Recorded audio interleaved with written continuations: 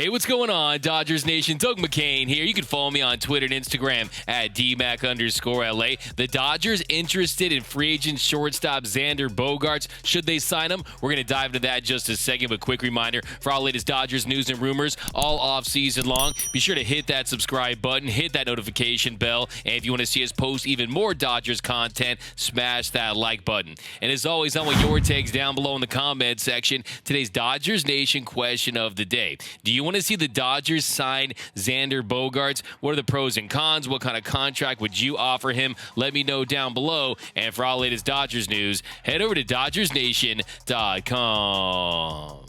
So one of the biggest questions for the Dodgers this offseason is who will be their opening day shortstop come opening day in 2023. And there's a lot of options out there. You've got premium shortstops on the market, guys like Trey Turner, Carlos Correa, Dansby Swanson. Then there, of course, is the option of just giving the position to Gavin Lux. They could explore some trades, but today we're going to focus on Xander Bogaerts because ESPN's Hector Gomez, he tweeted out, Dodgers, Cubs, Giants, and Phillies have shown interest in Xander Bogaerts. Red Sox emerge as favorites per Marino_Pepen. So, first things first, let's break out that Dodgers rumor meter. And for this rumor that has the Red Sox as the favorites to sign Xander Bogaerts, I'm going to give this a 3 Dodger dogs. I definitely think there's some serious smoke there. Chaim Bloom has already said that that is their top priority this offseason is to bring back their 4-time All-Star, their 4-time Silver Slugger shortstop. And I do think they're going to make a big effort to retain their prize free agent, but there are some things to consider here. One, he already gave the Red Sox a hometown discount back when he signed that $168 million contract. It was a 6-year deal, and then also they offered him a 4-year, $90 million extension this season. So that to me feels like a lowball offer, and this is a franchise that hasn't been the best at retaining their talent. You saw what happened with Mookie Betts. They end up trading him. He signs a 12-year, $365 million deal with the Dodgers. So there have been some questions about the Sox ability to keep their guys at Fenway Park, but there's also something else to consider as well. He loves playing with the Red Sox. He's a guy that has already indicated that he wants to remain in Boston. So can they get a deal done? Well, there is mutual interest there. And if they don't make an aggressive offer, I think Xander will explore his other options. Let's not forget, he is represented by Scott Boras, and at the winter meetings, Boras, he always has these clever lines when discussing his clients, and this tweet is from Stephanie Apstein, who said,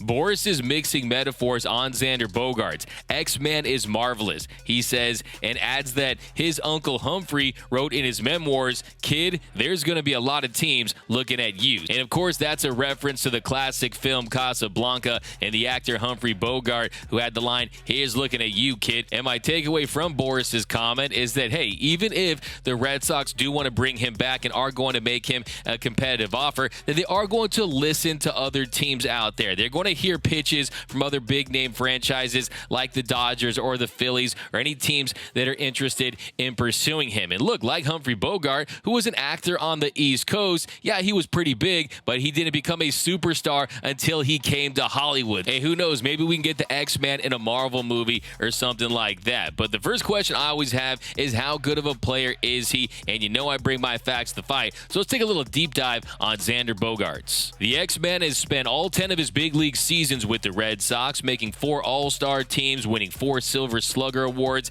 He opted out of his deal with the Red Sox with 3 years and $60 million left on it, and both sides have indicated that they do want a reunion in Boston. Boston has said that keeping Bogaerts as their shortstop is their #1 priority this offseason. Now, as a player, he has had at least a 129 WRC plus, or 29% better than league average in each of the last 5 seasons. Since 2018, here are his MLB shortstop ranks. His 300 batting average ranks second behind Trey Turner. His 373 on base percentage ranks first. A 507 slugging percentage ranks fourth. A 373 weighted on base average, that's second. 105 home runs, that's good for sixth. 177 doubles, that's good for first. 309 492 runs, that's fifth. 400 RBI, that's second. A 9.9 walk percentage, an 18.1 strikeout rate, a 134 WRC plus, that's second behind Fernando Tatis Jr. And is he even a shortstop? So I really put him right at the top. An 8.9 defensive WAR, that ranks 29th. We'll get to his defense more in just a second. A 22.4 FWAR, that's good for fourth in 2,737 plate appearances. Now, if there are any dings on Xander Bogaerts, one, he hasn't been the greatest postseason performer. He has a career 691 postseason OPS in 160 at-bats through 44 games. But look, that still is a relatively small sample size, so that could change. And then there's his defense. Throughout his career, he has been a below-average defender, and that was really his only weakness. It was his pimple on a model moment, but last season, he changed the narrative on that. He was one of the better shortstops in all of Major League Baseball defensively. They changed his positioning, and in 2022, he took a massive leap. He had 4 defensive runs saved, a 4.9 ultimate zone rating, 5 outs above average, so he definitely answered a lot of questions with his defensive ability. Now, what teams are going to be interested in him other than the Red Sox and the Dodgers? Well, you do have the Phillies, you do have the Cubs, the Twins, and the Braves,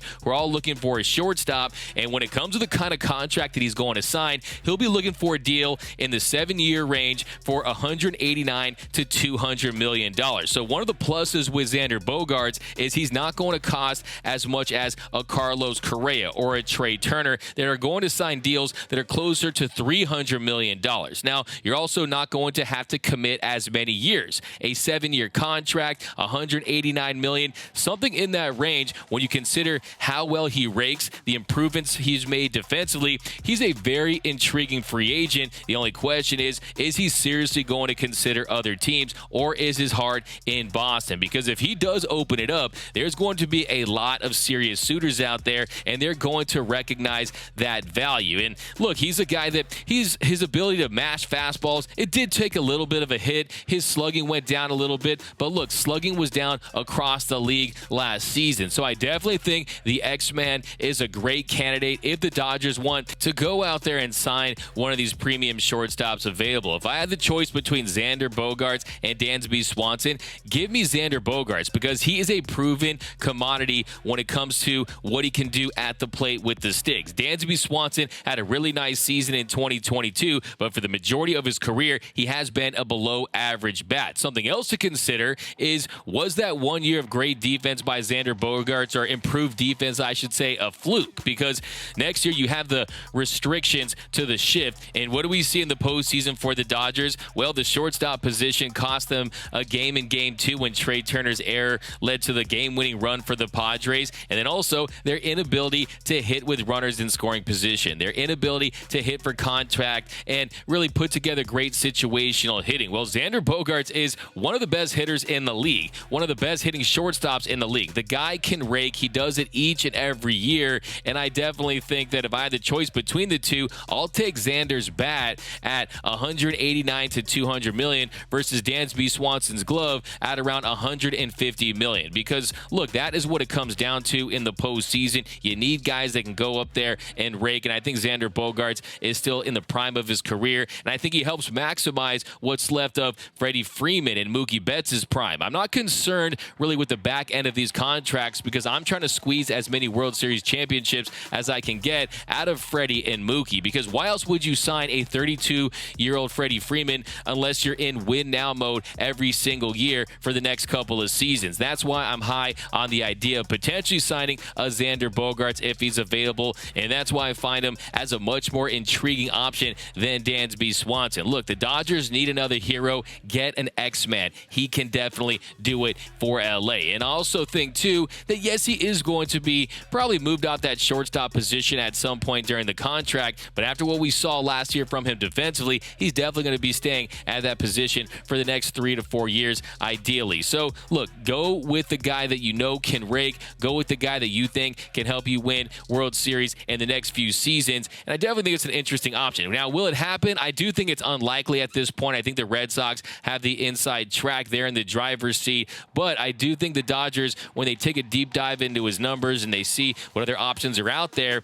if you were truly considering a shortstop in the the $300 million range as they were with Corey Seager and Trey Turner and possibly Corey Seager and Carlos Correa. And a few years ago, they were seriously interested in trading and then signing Francisco Lindor. Now, maybe you do pivot to the more inexpensive option in Xander Bogaerts, who is going to cost less money and take less years to lock up. So I definitely think it's a very interesting possibility, but I want to know from you guys, would you like to see the Dodgers sign Xander Bogaerts? Should they go out there and just make him a big-time offer to sway him away from Boston? Hey, Boston's basically turning into the Dodgers farm system at this point. And then, of course, there is the Boras factor. We know about that. The Dodgers and Boras, they don't mix. They're like orange juice and toothpaste. So it's definitely an uphill climb to get a deal done with Scott Boras. But I definitely like the idea of Xander in LA. But I want to know from you, do you want to see the Dodgers sign him? Give me your takes down below in the comments section.